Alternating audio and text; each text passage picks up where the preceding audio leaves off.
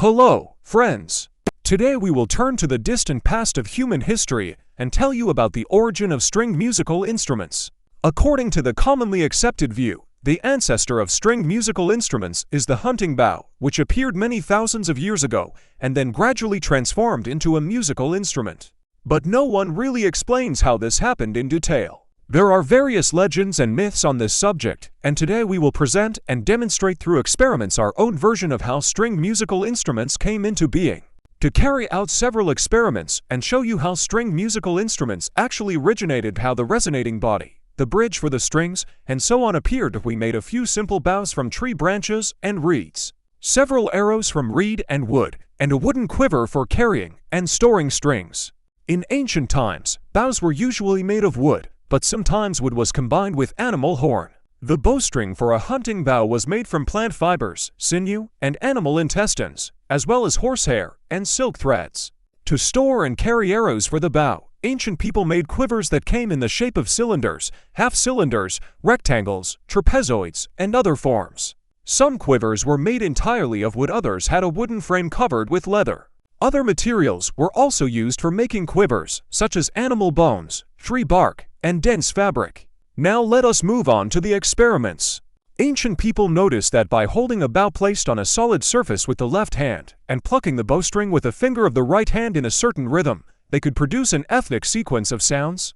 And when the fingers of the left hand pressed the string at a certain distance from the upper end of the bow, thus shortening the vibrating length of the bowstring, they could hear sounds of different pitches. When the lower part of the bow was placed on a quiver, the volume of the sound increased. This is why people began fastening the quiver to the bow. They first made a small notch in the lower part of the quiver, into which the bowstring was inserted. The upper and middle parts of the quiver were tied to the bow's arc with a rope.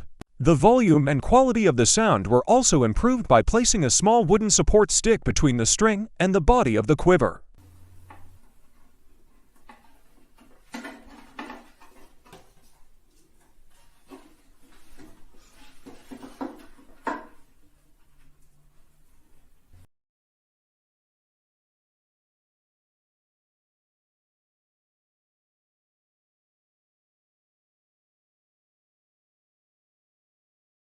Subscribe to my channel. Here you can see and hear the sound of unique folk violins from different cultures.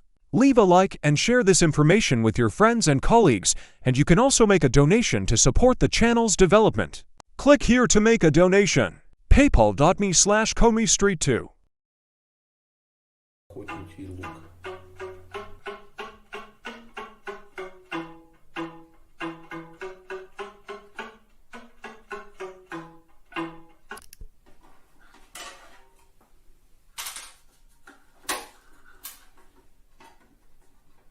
Subscribe to my channel. Here you can see and hear the sound of unique folk violins from different cultures.